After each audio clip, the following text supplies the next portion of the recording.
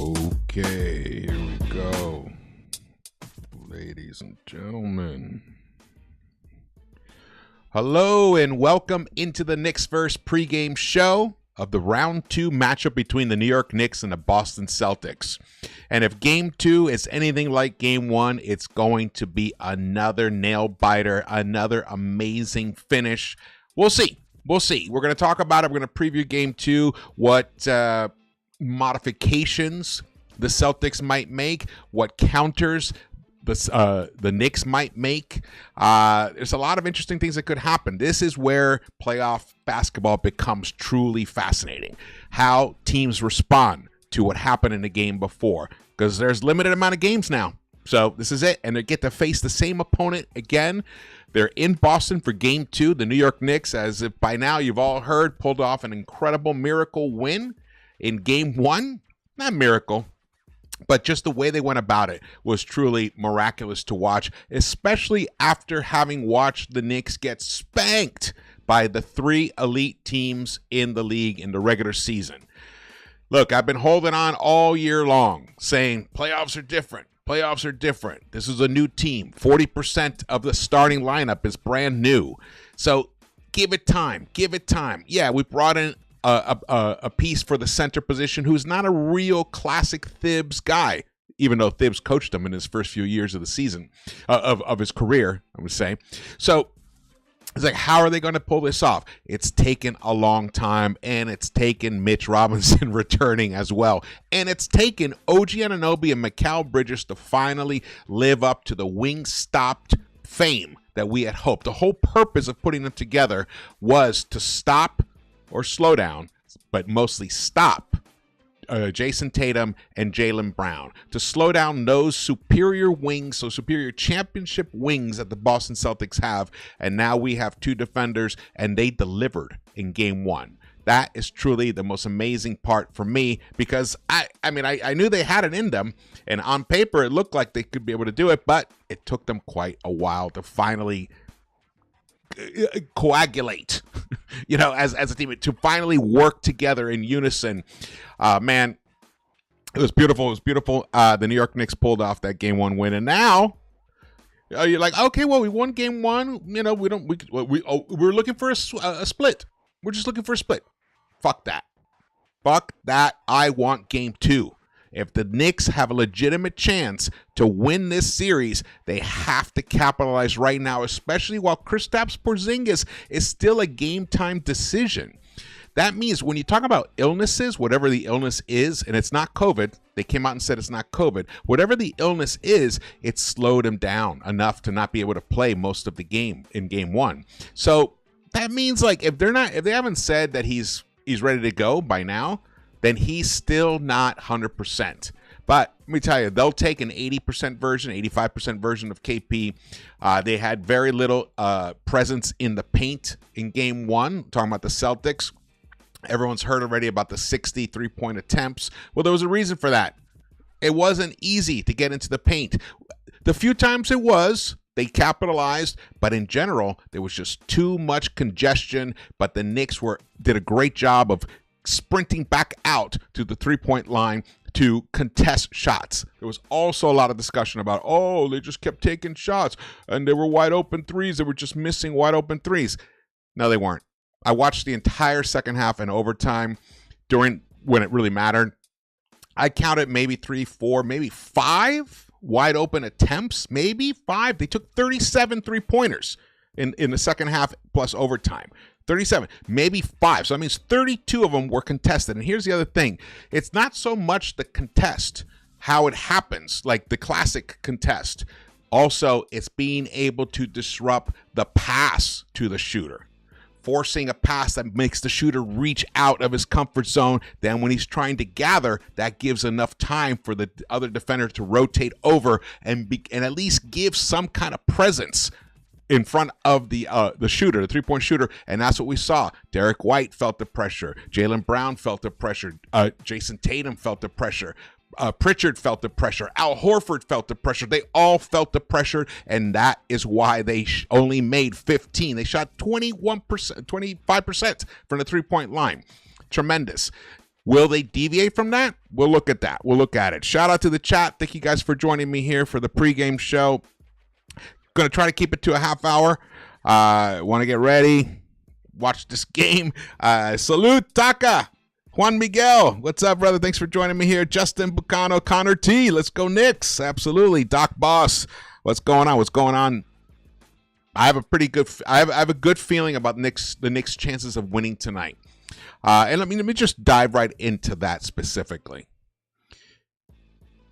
I don't think there was enough time for the Celtics to adjust their game plan, because there was only really just one day in between the games, one night in between the games. I don't think there was enough time for them to adjust. And Mazzulla, in his post-game interviews, basically said he doesn't want to.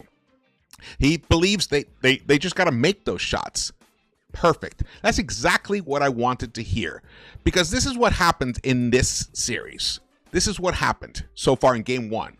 Where, as opposed to in the round 1 series against the Orlando Magic, what the Magic did great was force the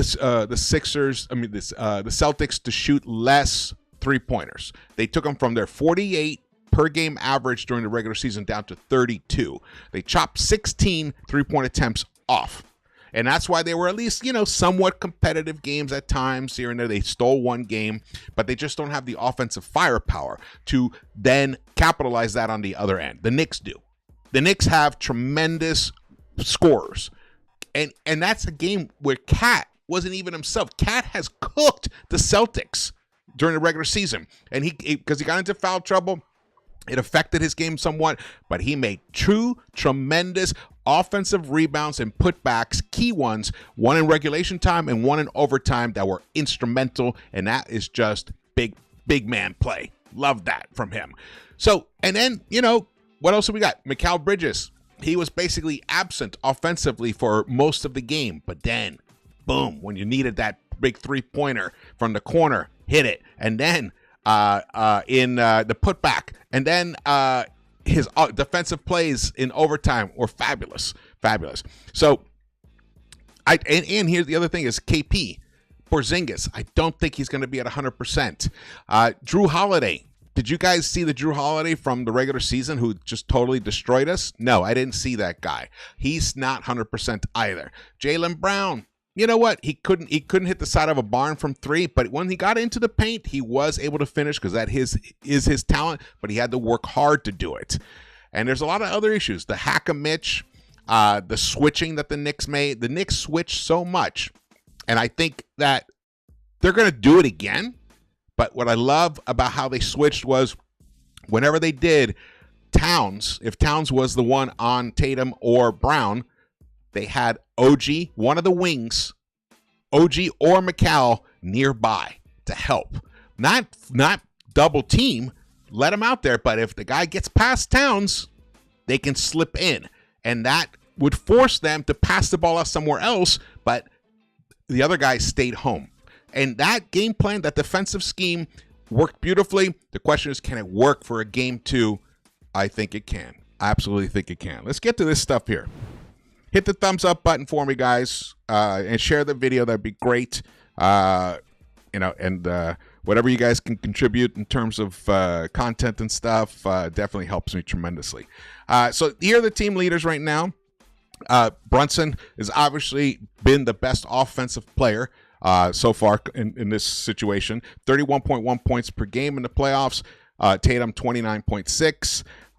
Towns 10.4 rebounds. Tatum's right. I mean, Tatum's been amazing. 12.2 rebounds himself, and he's leading in assists. So he's leading in all three categories there. That to me reeks of an imbalance. So when one guy doesn't quite have it, is someone else going to step up and deliver big time? It's usually been Jaylen Brown, especially in the playoffs. But this is further evidence that they are not walking wounded, but they're not they're not 100%. They're not fully healthy, because Porzingis, could be getting those rebounds. Cornette could be getting rebounds, but no, it's up to Tatum to do it. And you see Brunson is the leading assist guy for the Knicks in the playoffs so far. Let's keep going here. This is from the previous matchup. Knicks won at 108-105. OG, big OG, man. 29 points. That was a monster game from him.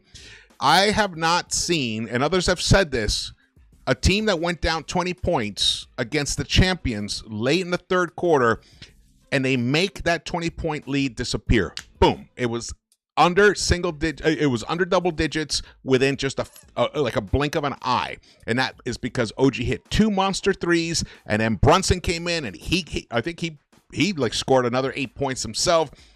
Fabulous right here. Towns, 13 rebounds. Even though he battled foul trouble, 13 rebounds he still got. And 7 assists from Mikal Bridges was the leader in 7 assists. So you can see, very well-rounded team stats right there, leaders. Not even a whiff of Jalen Brunson here. That's what's crazy about that. Now, for them, they had Jaylen Brown was their leading scorer with 23. Tatum, 16 rebounds. Tatum, 6 assists. Let's keep going here. And here are the team stats in general. The Knicks were the 3rd seed. Celtics 2 seed. Their record is 5-2 this is all playoffs. This is just playoffs. The Knicks away are 4-0. Fabulous. And then points per game. Knicks are actually outscoring the Celtics in the playoffs in points per game, 108-106.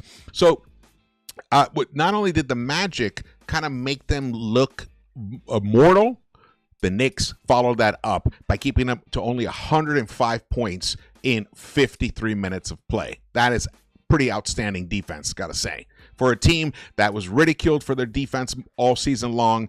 But I showed you some stats of how they've steadily been improving, especially with Mitch Robinson on board.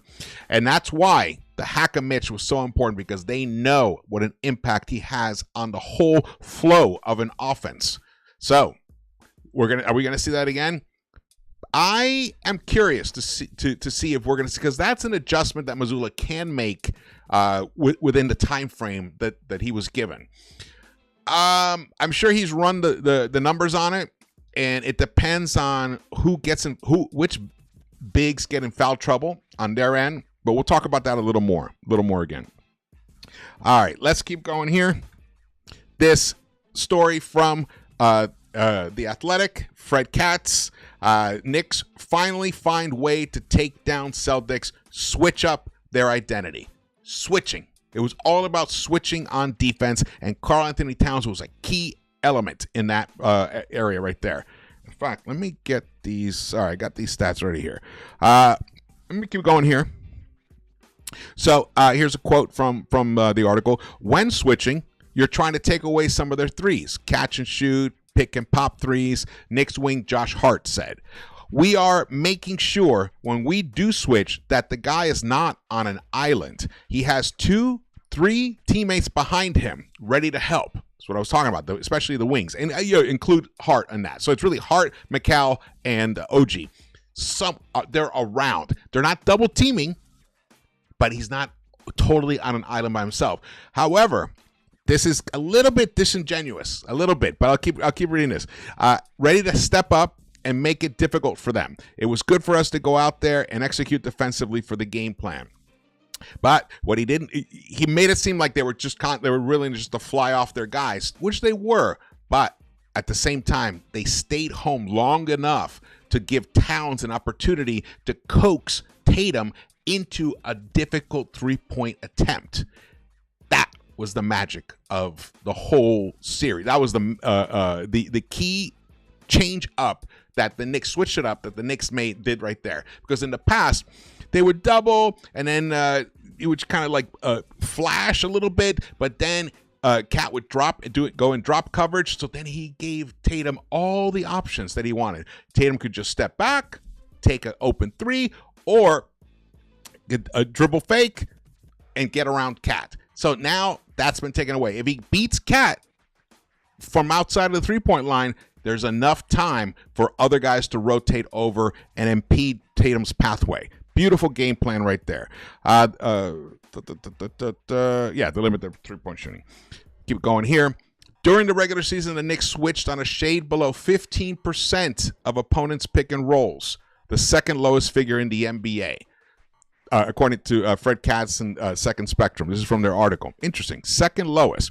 But something had to change to beat Boston for the first time this season. They switched on 38% of Celtics pick and rolls in game one, the highest single game rate of their season. So they switched more in game one than they did all season long, and I do not see that changing at all.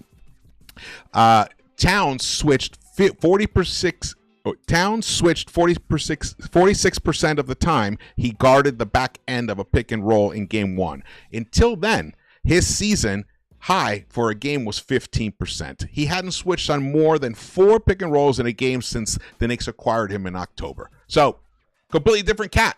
Completely different usage of Cat. Now, it also helps when you have another 7-footer on the court. And Cat and Mitch shared time together, and they were impactful minutes. I'm expecting to see even more of that. So, keep an eye out for that. Now, let's look at OG Anunoby. Wait, before we get to this, let's get to this. Sorry. So, these are the matchup stats. All right, so the team is on defense. The defensive player. Look at this. Let's look at Towns. Just to drive home the point of Towns' effectiveness defensive-wise in game one. Against Jaylen Brown. So, Towns was matched up against Jaylen Brown for about 3 minutes. 0 for 3. 0 for 1 from the three-point line. This is what this is right here. So he shot 0%. Tatum. Towns was matched up with him for a minute and a half. 7.2 possessions or something like that. He was 1 of 4. He only scored 1 bucket in 4 attempts in that minute and a half against Karl-Anthony Towns. Derek White was the only one who had some success. 2 of 4. He had 2 of 4 from the three-point line. But Porzingis, nothing. Couldn't even get off a shot. Drew Holiday got off 1 shot. Empty. Cornette, 1 shot. That's it. So Towns played some very, very good defense. The switching helped. He stepped up. We saw that Karl-Anthony Towns that we were used to seeing come alive defensively in fourth quarters recently. We saw that for majority of the game on Monday night. I'm expecting more of that. Now let's look at OG Anunoby here. Actually, we'll go back to this. We'll give our guy Steve Popper the credit here. He's the one who turned me on to this idea, because then I looked at it on NBA stats. OG Anunoby was a demon defensively, not just when guarding Tatum. The Celtics numbers with OG as the primary defender are Tatum. He was a 1 of 6 against him. Horford was 1 of 2. All right, but Derek White 0 for 3. Jaylen Brown 0 for 2. Drew Holiday 0 for 2. Porzingis 0 for 1. Cornette 0 for 1. So basically we have the 0-fers. Horford is the only one who even had a net positive impact right there. OG was not only was he outstanding offensively, just nailing those those 3-pointers and then getting to the basket for those dunks. You guys saw that Daily News back cover. How do you like them apples? That was fantastic. Well, OG Anunoby was definitely the player of the game in game one. And the most encouraging part about that is that's the kind of OG we saw during those 15, 16 games when Brunson was out with his injury. So now we're seeing them both together. This is changing everything. Remember when I said, like, it's hard to tell what the Knicks ceiling are, what the Knicks ceiling is when you've been seeing different versions of the team. Well, now when they're all together, I don't see a ceiling yet. I don't see a ceiling yet. That's why I think this series is for real. And I think the Celtics know it as well. They made a mistake, the Celtics. They made a crucial mistake in that first round. They played with their food. They thought, we've destroyed the Knicks, in the regular season, though I think they ignored Game 4. Even though I asked for the Knicks to ignore games 1 through 3. But I think the Celtics did the reverse. They looked at what the Knicks did in the regular season, and they looked at how the Knicks somewhat were challenged by the Pistons in round 1. And I think they didn't take the Knicks that seriously, especially when late in that second quarter, they were able to build up that lead. I think they ended up with a 16-point lead or something by the half. And then they built it up to a 20-point lead twice in that third quarter. They started thinking, you know what, we got this, until OG hit those threes and then until the Knicks stepped up their defensive execution. And they forced turnovers, and they got out on the break, got out on transition, got behind the Celtics defense, and punished them. Fantastic. Just take a breather here for a second. Let's see if KP isn't in the game. I'll get to what I think about what Cat's going to do in this game. Hold on. So here, tells a beautiful story, and now you can look at it over here. It tells it even clearer in case you can't see that too well. Right here, Tatum against OG, 16.7% he shot. Everyone else missed the shot except for Al Horford, but he only took 2 attempts against OG. He hit one of them. That's it. Look at this. These are the points scored during these possessions. 3 points. So he only allowed 6 total points to be scored on him. Right? Yeah, here's the points.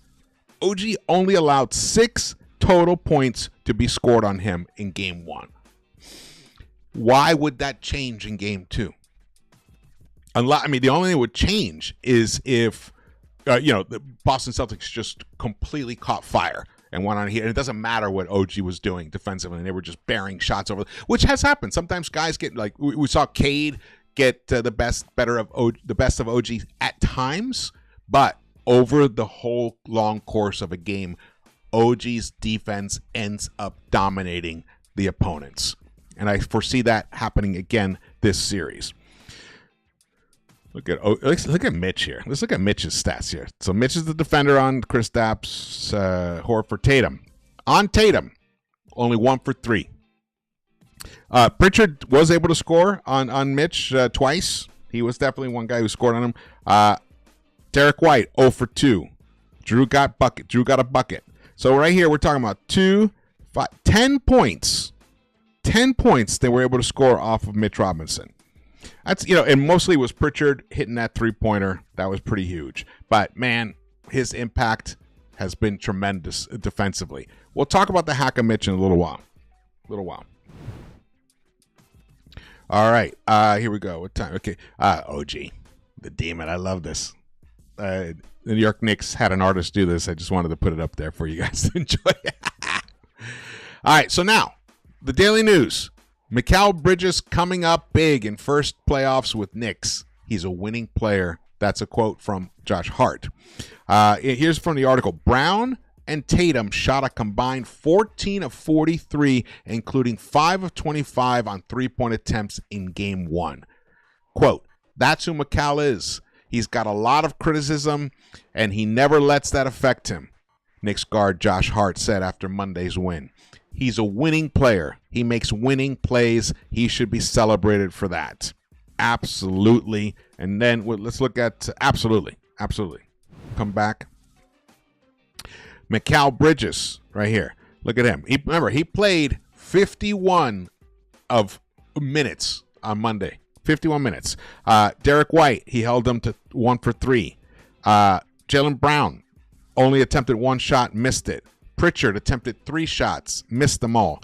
Tatum did connect on him 4 points in almost about 2 minutes of matchup time directly. He did take advantage of it. So we have to make sure that it's more OG ends up on Tatum. OG or Towns or Mitch end up on Tatum than McCall.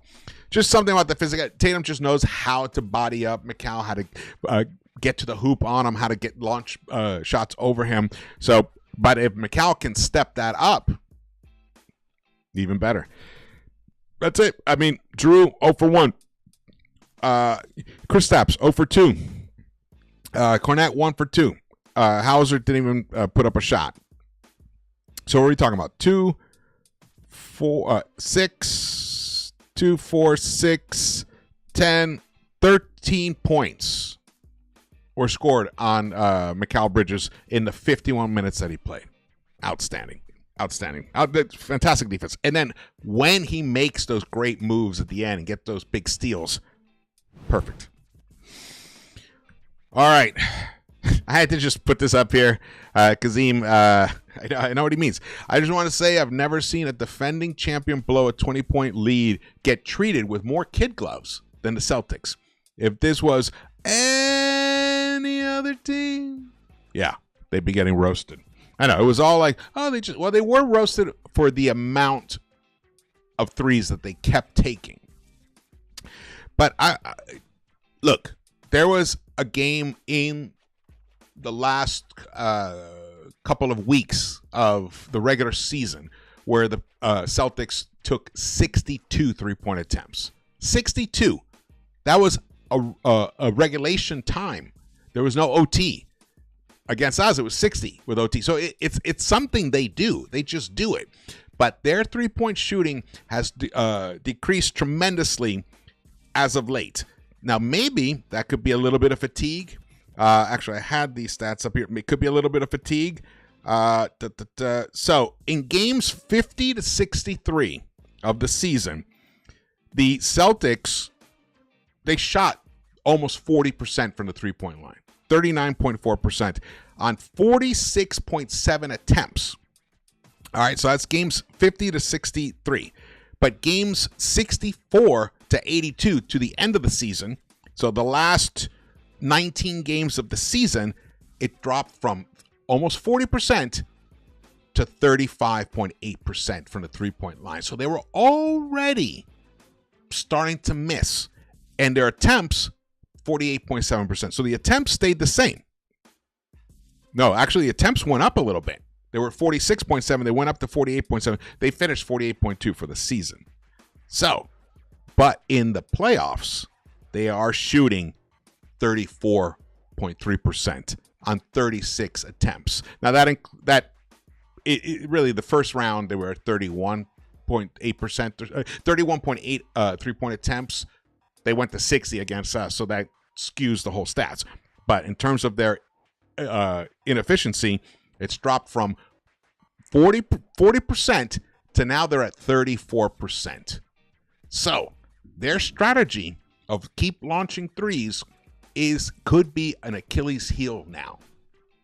Look, they've been to 3 Eastern Conference Finals. They went to the finals last year. That's a lot of additional wear and tear that these teams have to endure. And when I was watching the putback with Ian Begley, he had on Grandy, Sean Grandy, I think is his name. He does the radio play-by-play for the Boston Celtics. So he is the voice of the Celtics. And he said on that show, he said, here's the one thing that Celtics fans don't want to look at, or the dirty secret or something, that this Knicks team is better than any of the teams the Celtics faced last postseason. Yeah, that hit. That was really eye-opening when I heard that. And he's right. He's right. They took care of business. They kicked everyone's ass last year. And this guy has watched every single minute, every single second of the Celtics play. And he said this Knicks team is the best team they have faced. So that just shows you the narratives have shifted in a beautiful way. But unfortunately, we have to deal with refs. I thought the refs were kind of odd in game 1. They were trying to not let the game get out of control, but they were calling these little ticky-tack fouls, and then they were ignoring other big fouls. I mean, I thought it was pretty inconsistent as far as I was concerned. But tonight's officials are James Capers, Kevin Scott, and Mark Lindsay. Here is the Celtics record this season with each of them officiating. Capers 1-0, Scott 6-0, Lindsay 6-0, a combined 13 wins and 0 losses. Now, you could say, okay, but I mean, they were a team that won 60 games, so they're pretty gonna have a pretty impressive record. So, but this could also indicate that the Knicks may have some problem with the refs tonight. Oh, we got a super chat from CL Kendrick. Thank you so much, brother. 4-0 on the road in the playoffs and counting. Let's make it 5. Let's make it a nickel. Let's make it a nickel. Thank you so much for the contribution. Really appreciate that. All right, let's keep going here. Now, the fouling of Mitch Robinson. This is from the trilogy, James L. Edwards, New York Times, and The Athletic combination. Fouling Mitch Robinson isn't just a smart move for the Celtics. It's a sign of respect. That's right. They know what level of impact he can have when he's on the floor, even though he has 0 offensive game. Right now he does. From the article, this is a quote, Tom Thibodeau. I think he was a plus 13 when on the floor. New York head coach Tom Thibodeau said of Robinson being intentionally fouled. The reason they're doing it is to try and get him off the floor. He gives us the ability to switch more, but also rim protect and rebound. If they're not in the penalty, then we can lean on him and go from there. He knows how important he is to this team, Knicks guard Josh Hart said before Game 6 in Detroit. I don't know what the numbers are, but from my perception, he's been shooting free throws very well. If they're going to do that, let them do that. We'll get stops. He's so important to us defensively. Even if he makes 1 out of 2, if we get 5 stops in a row and they foul him 5 times in a row and he makes free throws, then we're a plus 5. We got faith in him on both sides of the court, and I completely love what Josh Hart just said right there. That explains his impact, and they know it. And I think this might be the game where Mitch ends up returning back. Right now, it's all mental. He's in a hostile arena. It was game 1 in round 2 against the champions, and then when you become the focal point of a blank player, then all the attention is on you, and it actually increases the pressure to make your shots, which actually does negatively impact someone who isn't a good free throw shooter to begin with. He was shooting about 70% of them during the regular season, which is great. When he was a rookie, he was like in the high 60s. So he can make free throws. Right now, I think he just got the moment threw him a little bit. He calmed down later on as the game wore on. He's hit a few free throws. I think there are going to be times where he's going to bury both. He's going to bury both a couple of times, and then that's going to make them second guess their hack and Mitch situation. But the other positive is that puts them into foul trouble. Fouling Mitch ain't free. It costs you. So if you're going to keep doing that, and it takes you out of your offensive sets as well, because when you're just trying to look for rebounds and get out there. You're not running your whole sets, which is part of their plan. They want to get out behind the Knicks defense, but the Knicks know how to counter that. Just get guys back. So we'll see. This is going to be an interesting strategic point of this whole series if they continue doing it. All right, we're back to here. Hey, look, woo! We made it through 34 minutes. Excellent. The game starts in about a half hour. Perfect. Love this. Let's go back to this. All right. So here, this was the box score from the first game. One thing I wanted to look at here was here. This you hear the team comparison. So the Knicks were able to own the paint somewhat, 36-34. But the second chance points, this is an area of improvement for the Knicks. Boston Celtics actually won that category 24-20. There were +4 there. Now the Knicks won the fast breaks by 2. They were +2, so that almost, and they were a +2 in points in the paint. So in these kind of like hustle stats, hustle points, it was even. It was pretty much even. So in that respect, I expect the Knicks, that's an area that Knicks can improve upon. I think the Knicks can dominate the paint, especially if Kristaps Porzingis isn't quite himself and maybe doesn't even play that much. Second chance points, that's Josh Hart, that's Mikal Bridges, that's OG Anunoby, that's Mitch Robinson, those and Karl Anthony Towns, those 2 big putbacks that he had late in the fourth quarter. One was late in the fourth quarter, and the other one was in overtime. Big buckets. I think the Knicks can dominate those 2 stats. In the fast break, if the Knicks can stay within range in the fast break points and win the other 2 categories, that's another way the New York Knicks can steal game 2. Not steal game 2. I want to remove the word steal. Because once you've won game 1, and if you win game 2, it's not stealing anymore. It's you're doing your business. And I think the Knicks are going to take care of that business tonight, once again. Especially, look at those steals. 10 steals for them. They were just so disruptive. Loved it. Even though they got out-rebounded. That's another area the Knicks can do better. Look at all these things where the Knicks normally thrive, but yet they actually still ended up winning this game. Beautiful. Beautiful. All right. What did I predicted at the end of the pregame in game 1. I said, I think it's going to be, what did I say, 112, 109. Ended up 108, 105. So the margin was right. I think it's going to be another close game. It's going to be another close game. It could be like a 118, 116 type of game. And Captain Clutch comes through and we go home 2-0. Let's go. I want to see that. Let me check out the chat here for a second. Hidalgo, what's up? Jorge Ortiz, what's up? Giles, Track Monkey, Truth Reviews. All right, we got a good crew in the house. We got about 128 in the house. Fantastic, guys. All right, thank you guys so much for watching this. I'm going to do a live halftime show, so stay tuned for that. I'll drop the link. And for the post game, it'll be live or recorded. I'm not sure. Man,